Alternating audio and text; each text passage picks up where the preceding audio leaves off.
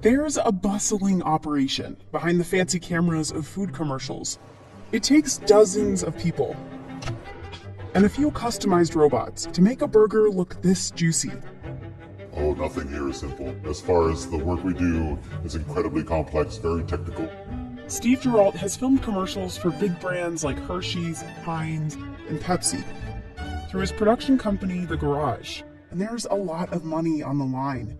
Filming one 30-second ad can cost hundreds of thousands of dollars, and they're working against the clock because they use real food, which doesn't stay pretty for long. That's the misnomer about everything. Faking makes things harder. We visited Steve's studio in Brooklyn, New York, to see how his team films the perfect burger. Today, Steve and his team are working on a test shoot for Burger King. They'll use it to try and land the client. Yeah, good. Brett Kurzweil is a veteran food stylist. It's his job to make the burger look like a Whopper. He usually has a budget of a couple $1,000s, and he always buys a lot more than he'll use, so he can pick out the perfect looking bun, patty, and veggies. Then he gets to work, but he doesn't cook the meat all the way through. Because I didn't want it to shrink too much. I wanted to get as much volume out of this piece of meat as I could get. Even perfect patties need final touches, so he uses a colorant made of gravy darkener and soap to add a charred look. He only has to paint half the burger because the camera films from just one side. A mixture of Vaseline and pulverized meat helps fill in any holes. And those grill marks? Another trick of the trade. Brett heats up metal skewers and then... I just pushed into the burger with the hot metal and it seared. Next, he melts the cheese using a clothes steamer. How did you change it to make it burger? I just said, you're for food. But I'm trying to control how much comes out, so I've covered up some of the holes.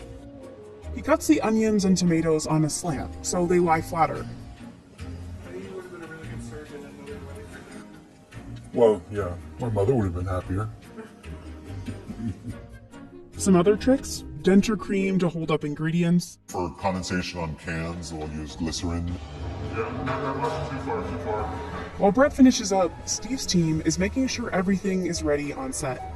The trickiest part is combining what the client wants in the commercial with what's technologically possible. They have no idea about engineering. Yeah, they're just like, robots are cool. We want a robot. But since today he's working on a test shoot, he just has to implement his own vision. I'll be one of those people that... Where's the protection?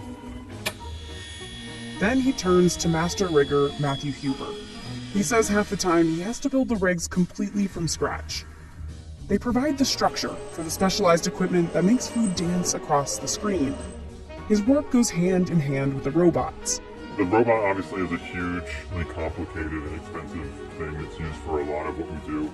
But if you only just need a straight line movement pulling back, it's easier to set up a simple machine that just does a single type of movement. Like these air pistons he uses to launch food. Or these catapults. To save on buying new parts, he uses a lot of the same base pieces. It's like Legos, you just put stuff together, take it apart, do something different with it the next time. So we've used a lot of these pieces probably hundreds of times. Meanwhile, Paula Andreas Ramirez is finalizing the set, from the tables to the ketchup bottles off to the side. I want it to feel real. So if it's blank, it won't feel like it's a real commercial kitchen. Every inch visible to the camera matters, so Paula's team built this tile wall just for this shoot. But they said it still felt empty.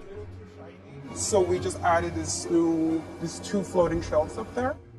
We planned for something, and then we just have to be ready for the unexpected.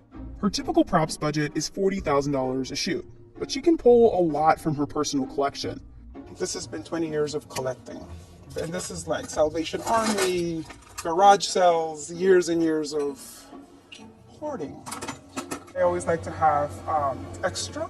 So if you're shooting, an example, a glass of soda, I need to have at least 6 of the same glasses for quick changes if they're scratched, because it's video. So it's a little bit when breaks, exactly. So when that burger arrives, it's game time. I gotta go on set. Now it's a race against the clock. Alright, angle feels right. We know that she's looking outward. Let's just go ahead and get a little heat in there. Go ahead and roll camera. And push in a little bit closer. Alright, good. Today they have custom-built water-cooled lights that don't torch the food. You used to have like these really hot lights that would like cook the food and it would die really quickly, so like the ice cream would be like impossible to shoot in slow motion because it would just melt the second you turn the lights on. But that lettuce will start to wilt in a matter of minutes. Hot lights are not. So quick-moving robots and tons of planning are essential to keep a shoot on schedule, because any delay could mean running over budget. The first action uses a dolly zoom to create something known as the Hitchcock effect. But the whole background is like warping around it. Cue the robots. They're actually the same kind that build cars. This robot cost $150,000, and it can pretty much do any move you can think of. Sometimes you can program the robot pretty quickly. Some moves take a whole day. Here's the second shot. Steve envisioned the camera moving through a field of burgers as each gets pulled out of frame. We're probably only like an inch and a half away from that burger when we land. So to try to do that with people would be almost impossible. It's a really complex move that the robots do really easily, and they do it the same exact way every time. But speed is not the only challenge. Every shot has to be identical. If a burger is even a centimeter off, or if something on set gets bumped between takes, they might have to start over. These fries don't want to behave. This laser helps them keep track of the burger's position. Sometimes we might do a job where it's 100 takes, the same move, like that. They also have to be really flexible on set. There's always curveballs that happen, because it's a lot of problem solving, which I love. For the last shot, Steve ties all the ingredients on a fishing wire, and a robot slices the string and the camera catches the perfect drop. This exact move was actually Steve's claim to fame in 2016. Did this famous burger drop video that went viral all over the internet. He slowly raked in millions of views across platforms, and global publications started covering his work.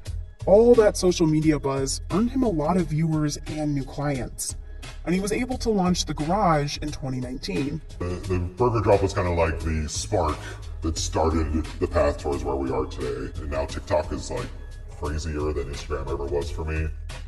Steve is a former food photographer, but he wanted to combine his love of engineering, food, and video. And amazingly, there's a job that lets me do that. There's a lot of different jobs that my guidance counselor did not tell me about, including my own. Today, his team films 40 advertisements a year, billing over $5 million annually. Kind of feels like CGI, but it's actually done in camera.